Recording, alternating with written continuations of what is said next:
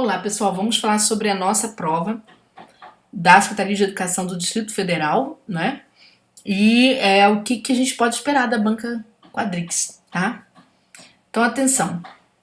Edital 2022, tanto para os cargos de professor, pedagogo, gestor, o que vocês vão ter? Uma discursiva, né, que consiste num texto dissertativo, no mínimo de 20 linhas, não pode fazer menos que isso, e no máximo de 30, valendo 30 pontos. Os temas são pautados aí, né, por atualidades, tá? Quando a gente vai observar lá em atualidades, os caras falam de tudo, não só ensino, né? Você tem economia, política, novas tecnologias, etc, né? Sustentabilidade, o que a gente pensar. Pode acontecer na prova? Pode. Qualquer assunto. É claro, gente, que se o concurso é para a área de educação, os temas de ensino precisam ser bem estudados. Inclusive, é um foco no nosso curso, batendo em cima destes temas aqui. Eu vou deixar para vocês, na nossa última aula, no dossiê da aprovação, outros assuntos sendo comentados de outras áreas, só para descargo de consciência, tá? Mas os assuntos que são próprios do ensino teremos que saber. E aí a gente tem que saber bem, porque a gente tem que treinar em cima deles. Por que eu tô falando isso pra vocês? Porque na área de educação, quando tá todo mundo estudando, todo mundo tem muito material para poder produzir conteúdo. Esse é o risco, tá bom? Então a gente precisa ser bem objetivo, bem direcionado. A banca vai trabalhar com avaliação em dois polos, tá? Primeiro ela traz os aspectos linguísticos, formais linguísticos, é o que ela mais vai cobrar de vocês, certo? Mais do que a própria estruturação de texto. Então você vê que é uma banca um pouco tranquila, tá, pessoal? Um pouco tranquila na cobrança das suas discursivas. O problema é que bancas tranquilas elevam muito a nota, né? Então a gente também tem que esperar por isso. Primeiro critério, gente, cuidado com a aparência do texto, que é o critério apresentação. Porque a banca vai, por exemplo, trabalhar com 2 pontos nesse critério e vai avaliar, por exemplo, se você respeita a margem. Olha, é uma besteira, mas no concurso público essas besteiras têm preço, porque o pessoal desonra muito essas besteiras, as regrinhas, né? Então o aluno passa aqui uma perninha de um A, né? Vai colocar um hífen para separar, tá do lado de fora da margem, e isso vai fazer com que você perca ponto. Se você perder pontos aqui, a gente não consegue recuperar, porque a banca está sendo bem clara, tá? Como que você estrutura os parágrafos, tem que entender o papel de cada parágrafo, o que é um parágrafo de introdução, o que é uma proporcionalidade no desenvolvimento, não é? A sua letra tem que ser legível, seja ela qual for. Você pode usar a letra que você quiser, mas trabalhe com letra legível. A banca permite que você trabalhe com caneta preta e caneta azul, prefira preta, tá? Uma preta de ponta média, não trabalhe com caneta de ponta fina em redação para concurso. Por quê? Porque na hora que os caras digitalizam a redação de vocês, né, para ir para o computador do corretor, o que acontece? Dependendo da resolução dessa digitalização, ela encurta um acento, sem que o acento em máxima fica parecendo um pinguinho. Então, coloquem as coisas de forma bem visível, principalmente sinais gráficos. Coerência, não é? Coerência e coesão são preferências dessa banca. Então, o que seria essa coerência? Vocês vão perceber que eu vou mostrar no exemplo, quando você, por exemplo, seleciona argumentos, você seleciona ideias para ficar mais fácil, tá? Numa primeira conversa. E ao selecionar ideias, existe uma ordem nessa seleção. Só que as pessoas muitas vezes não se tocam que existe uma ordem aqui dentro, tá? E aí elas se atrapalham. Por exemplo, você tem lá, o cara quer saber sobre propostas para. Vamos supor, você tem um tema falando sobre violência contra a mulher, que no Brasil, mesmo tendo leis rígidas, os números de violência contra a mulher, violência de gênero, são muito altas. E aí te pede para você pensar soluções. A redação quer que você. Né, ela fala o seguinte: desafios para se reduzir a violência contra a mulher. Então, começa por aí. E aí você vê, para você ultrapassar esses desafios, né, você vê como ideias, por exemplo, propostas educativas, no âmbito da educação, e propostas corretivas, propostas punitivas. tá? Por exemplo, a lei é dura, mas o cara acaba não sendo preso, né? Então, o que você tem que observar? Na hora que você lança a proposta, você tem que ver que a educação tem caráter preventivo e a punição tem caráter corretivo. O que vem primeiro? A educação. E a punição vem depois. Então, na hora de você articular essas ideias, você tem que ter compreensão dos argumentos que você está selecionando, não só da importância deles, como da ordem que você quer dar para estes argumentos no texto. Então é melhor, é lógico, você trabalhar primeiro a questão da educação, de uma formação cidadã para a igualdade entre gêneros, e depois você pensar em sistemas de punição. Quando você começa a pensar a dissertação desse modo, você começa a pensar dentro da filosofia desta banca, entendeu? Que vai observar o quê? O nexo, né? Essas questões de nexo entre as ideias. Então, nexo não é só usar termos para ligar, tá? Não é colocar que está em primeiro lugar ou que em segundo, mas efetivamente ter uma noção do que está em primeiro lugar, funcionalmente falando, e em segundo. A banca quer também uma linguagem adequada. Então, quer dizer, uma linguagem adequada é uma linguagem formal, não é? Uma linguagem clara, não é? Que você explique, você exemplifique o que você está falando, certo? Ou seja, você saia do papel dentro da dissertação, não é? Aqui você está na dissertação. O que é dissertação? Dissertar é explicar, certo? Então você sai do papel da explicação para o papel do esclarecimento, da elucidação dos fatos. Então ela vai querer essa escala, tá certo? Você começa explicando alguma coisa, desdobra aquele período numa explicação melhor, de modo a esclarecer, joga exemplo para jogar luz, para elucidar, tá bom? Júnior, como assim? Vou mostrar aqui, não é? A gente vai ver isso aqui no curso, mas eu vou te mostrar como que isso acontece, ó. Por exemplo, cai lá pra gente uma redação sobre a expectativa e realidade do ensino à distância para a escola pública no Brasil durante a fase crítica da pandemia. Veja, olha, tem gente que não consegue ler o tema. Perceba que o tema tem duas partes, a expectativa e a realidade do que aconteceu no EAD durante a fase crítica da pandemia. O que era esperado, né? E o que de fato aconteceu. É isso que a banca quer. Ela quer os dois pontos, tá? Então, aqui na introdução, veja bem, ó. Cumpre preliminarmente reconhecer que a expectativa da adoção do ensino à distância no Brasil durante a fase crítica da pandemia seria manter nossas crianças e adolescentes em conexão com a escola. Então, naquela fase da pandemia, você criar educação à distância é para manter a conexão com a escola. Então, aqui foi a ideia desse redator, foi nesse sentido, né? E agora ele vai trazer a realidade. Ocorre, contudo, que na realidade o EAD jogou mais luz sobre a ineficiência do Estado na condição de políticas públicas educacionais e colaborou para o aprofundamento das desigualdades sociais existentes no país. Foi isso que aconteceu. Tá vendo?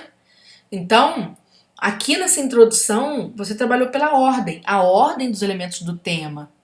Ó, tá vendo uma ordem aqui, outra ordem trabalhada aqui. E é claro que no desenvolvimento você vai trabalhar de forma a elucidar essas questões, né?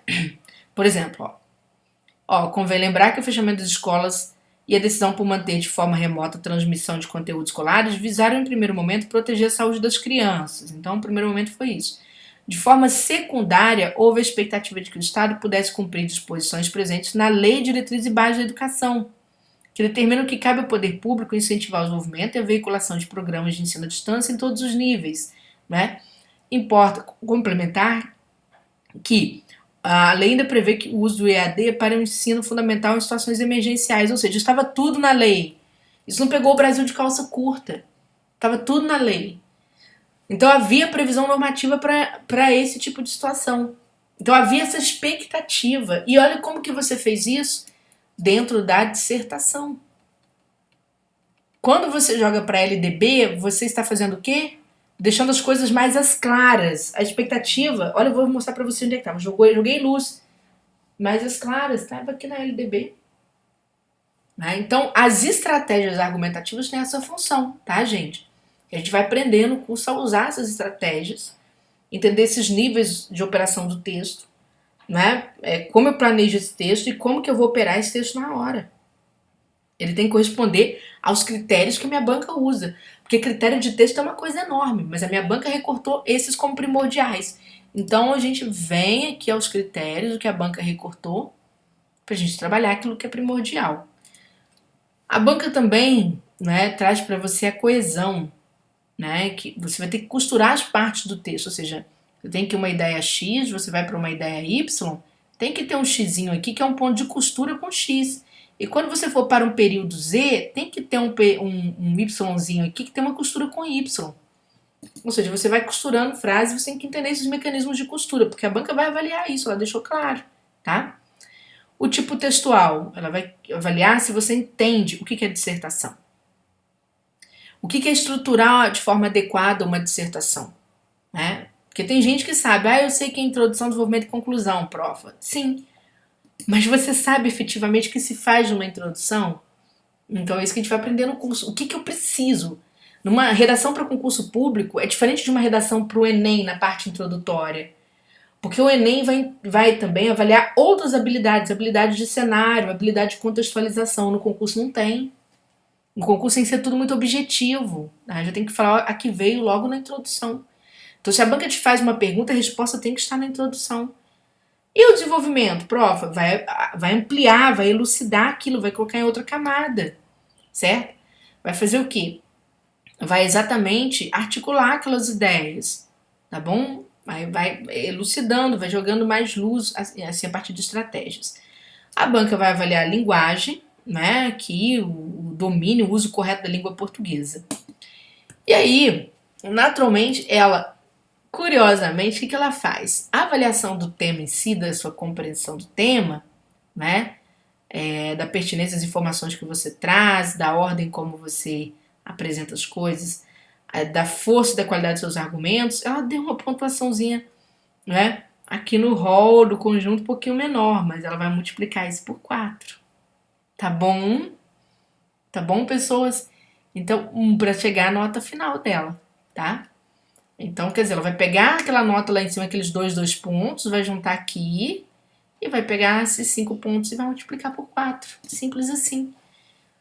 Então, a gente tem que ficar muito esperto com o que a gente vai ter que apresentar. Por isso, gente, toda redação para concurso, né, e aí vocês vão ver comigo, e neste concurso público em especial, aquilo que você entrega na introdução tem que ser espelhado de forma mais ampla no desenvolvimento. Então, se você falou aqui da expectativa, né? Qual era a expectativa? Manter as crianças em conexão com a escola, em meio que em meio a uma fase crítica da pandemia. Então você veio aqui e ampliou, logo foi o seu primeiro assunto. Você lembrou que a transmissão dos conteúdos à distância, no primeiro momento, era assegurar a saúde, né, das crianças, adolescentes e suas famílias. De forma secundária, era cumprir o que estava presente na LDB em relação ao ensino à distância. Principalmente situações emergenciais, então já tinha essa previsão, ou seja, manter a conexão com a escola, né? Depois, qual foi a realidade? Ineficiência do Estado e aprofundamento da desigualdade existente no país. Então veio aqui, né? Você optou por mais 2 argumentos. Então aqui você fala sobre o quê? Sobre a realidade, né? O que aconteceu. Você pode dar exemplo, tá? A época dos fatos, a ausência de uma coordenação centralizada por parte do Ministério da Educação. Sempre é bom a gente falar das coisas institucionalmente também, porque a gente está falando de educação pública, então é uma questão institucional, não é? Faltou uma coordenação centralizada com estratégias claras e objetivas para direcionar melhor o ensino remoto. Né? Isso implicou o quê? O ensino próspero, né? Ou seja, para o qual 90% dos professores não tinham qualquer preparação mínima. Então, você usando números aqui, preciso falar a fonte desses números, mas eles têm que ter uma plausibilidade, tá bom? Não, bacana. A outra questão que você observou foi o quê? A questão do aumento da desigualdade social. Então, você fala, a outra dura lição dessa realidade é constatar o aumento da precarização do ensino. E aí você vem falando, né? O que houve de precarização? As pesquisas mostram, né, que Os alunos, por exemplo, do terceiro ano, tiveram média de perda acumulada de conteúdos da ordem de 70%. Né? Isso é dramático por quê? Porque esses alunos vão ficar fora da universidade, eles não têm a menor chance, é muito difícil, né, para a maioria deles. Então, gente, quando a gente sai da expectativa, vem para a realidade número um. A realidade número um trata do quê? Do que aconteceu do Estado e depois do futuro. Isso aqui existe uma ordem lógica. Você está pensando no que era esperado, no que aconteceu e está afetando o presente, do que vai afetar o futuro. Então você tem uma lógica temporal dentro da tua dissertação, mesmo não sendo narração, tá? Porque a narração tem tempo, né? Que acontece ali um evento depois do outro, mas a dissertação ela tem uma lógica temporal abstrata, tá? E aí você vem aqui com uma conclusão, por exemplo, né, trazendo alguma proposta de intervenção, de modificação dessa situação, de correção, uma proposta que possa minimizar todo o processo, né? Que a gente às vezes não tem solução, mas tem uma proposta que possa minimizar esse processo. Então é isso que é uma redação para concurso, tá? Que vocês vão esperar para esta banca para qual a gente vai, com a qual a gente vai estudar, tá bom? Gente, o que garante o sucesso da minha aprovação em concurso público? Hoje eu falo para vocês, vão falar assim, eu tenho que treinar, treinar, treinar. Mais ou menos, por exemplo, tem alunos que relatam para mim que só de assistir a aula, às vezes não dá tempo de fazer redação, mas assistiram a aula com muito cuidado, o cara consegue produzir. Por exemplo, quer ver no meu pezinho aqui, ó? Isso aqui é um aluno que ficou em quarto lugar no concurso dele, lá para a área de contador, tá? Um concurso que aconteceu recentemente. E ele ficou com 98,4 na discursiva, valendo 10. E ele fala, não fiz nenhuma discursiva antes da prova. Ele era até meu aluno no projeto do GRAM, mas é o mesmo daqui do turma de redação, aqui do turma um pouco mais dedicado, porque o GRAM não tem correção. Né? Então ele nem... ele falou, olha, eu não tive tempo, mas eu assisti. É isso, assista às aulas, tenha paciência com as aulas, né? Elas foram feitas para você, você escolheu estar aqui, certo? E a gente de alguma forma se escolheu, então eu escolhi fazer o melhor que eu pude aqui para você neste trabalho. E assim vai ser, tá? A gente consegue, tá bom? Então é isso. As aulas vão seguir, tá bom? De forma teórica aqui no Turma de Redação Concursos. E a gente vai falar sobre cada ação. Lembrando que vocês têm o dossiê. O dossiê, gente, é uma aula de revisão que a gente tem, são de revisões estratégicas. É o dossiê que nos leva a acertar temas, né? Veja aqui, ó, por exemplo, que aluno comentando sobre quando viu o tema da prova, o sentimento de segurança o acalmou, né? Um dos temas de redação foi proposto no curso. Se for um concurso deste ano, tá? O pessoal manda aí pro nosso WhatsApp do atendimento, né? Outro aqui também falando, não posso deixar de comentar, tá vendo aqui, do Corpo de Bombeiros do Amazonas, foi há pouco tempo, foi em junho, se não estou enganada, que com base em todas as orientações para a resolução da discursiva, muitos pontos-chave eu acabei absorvendo. Um deles foi justamente os órgãos que compõem a segurança pública, uma questão que literalmente foi cobrada no curso e que me permitiu obter esse na prova. Então a gente trabalha muito em função disso, de tentar acertar o máximo que a gente pode, tá? Então é isso, galera, vamos seguindo, não é? Abração para vocês.